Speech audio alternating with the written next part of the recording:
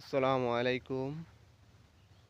আমি আজ রাজনৈতিক বিষয়ে কিছু কথা বলতে এসেছি। কারণ আমি বাংলাদেশের একজন নাগরিক, রাজনৈতিক কথা বলার অধিকার আমারও আছে। বাট বাংলাদেশের রাজনৈতিক আসলে আমার অতটা ভালো লাগে না। কারণ যখনই আমি রাজনৈতিক বিষয় নিয়ে আলোচনা করব, রাজনীতি করতে যাব, তখনই আমি কারোর কাছে না কারোর কাছে খারাপ হয়ে উঠব। তাই এগুলো ভালো লাগে না। ঝামেলাপূর্ণ জিনিসটাই আমার কাছে বেশি ভালো লাগে না। তারপরে কিছু বিষয় নিয়ে আলোচনা না করলে নয়। প্রথমত আপনি একজন রাজনৈতিক দলের একজন ব্যক্তি বা কর্মী হন বা উচ্চ পর্যায়ে কোনো নেতা হন, প্রথমত আপনার কাজ হবে কি, বাংলাদেশে যে কয়টা রাজনৈতিক দল আছে, দল তো আসলে খারাপ না, ব্যক্তি খারাপ। দল তো কিছু করে নাই, করতে পারে ব্যক্তি। এই ব্যক্তিদের কারণে দলের বদনাম হয়। প্রতিটা মানুষের উচিত দলকে সম্মান করা, শ্রদ্ধাবোধ করা। তাহলে আপনিও একজন রাজনৈতিক ব্যক্তি, অন্য দলের রাজনৈতিক ব্যক্তিকে আপনাকে সম্মান শ্রদ্ধাবোধ করতে হবে, তাহলে দেশটা এগিয়ে যাবে, সুন্দর হবে।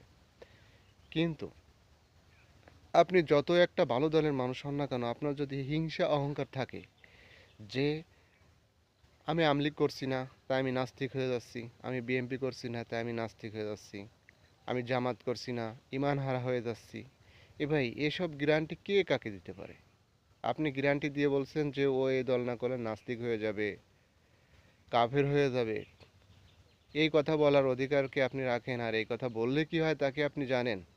আপনি যখনই একজন মানুষকে কাফের বানিয়ে দিচ্ছেন, সে ব্যক্তি যদি কাফের না হয় তো আপনি নিজেই কাফের হয়ে যাচ্ছেন। আপনি একজনকে নাস্তিকের ফতোয়া দিচ্ছেন, সে ব্যক্তি যদি নাস্তিক না হয় তাহলে আপনি নিজেই নাস্তিক হয়ে যাচ্ছেন। কোরআন হাদিস আগে ভালো করে জানুন, তারপরে একজনকে নাস্তিক, কাফের, মুনাফিক এগুলো বানিয়ে দিন। জানেন না, পড়াশোনা জানেন না, কিছু না, হুটহাট করে এক জায়গাতে একজন একটা ফতোয়া দিয়ে বসলেন, দিয়েই আপনি একজন মহান মানুষ হয়ে গেলেন। কথা বলার আগে ভাববেন, ভেবেচিন্তে কথা বলবেন যে আমি কোন জায়গাতে কী কথা বলতেছি, আমি কি এই যে কথা বলতেছি এর মানে কি, এর মানে কোথায় দাঁড়ায়, এই বিষয়ে কি আমি জানি? এ ধরনের কথাবার্তা থেকে এড়িয়ে চলুন। ইসলামিক জ্ঞান অন্বেষণ করার চেষ্টা করুন। আপনি যত একটা ভালো দলের অধিকারী হন না কেন, রাজনৈতিক করতে গেলে আগে রাজনৈতিক বিষয়গুলো ভালো করে জানুন, পড়ালেখা করুন। পড়ালেখা করলে অনেক কিছু জানতে পারবেন। বাংলাদেশের দলগুলো হলো কি, হুটহাট করে যে কোনো স্থান থেকে দলে ঢুকতে পারে, যার কারণে দলগুলোকে নষ্ট করে দিচ্ছে। একজন নিম্ন শ্রেণীর লোকও রাজনৈতিক দলে অংশগ্রহণ করছে, সে কিভাবে দেশ চালাবে, সে কিভাবে মানুষের সেবা করবে, সেবা সম্পর্কে তার কতটুকু ধারণা আছে? যাক, কোনো দলকে ছোট করতে চাই না, প্রতিটা দলই আমার কাছে গুরুত্বপূর্ণ।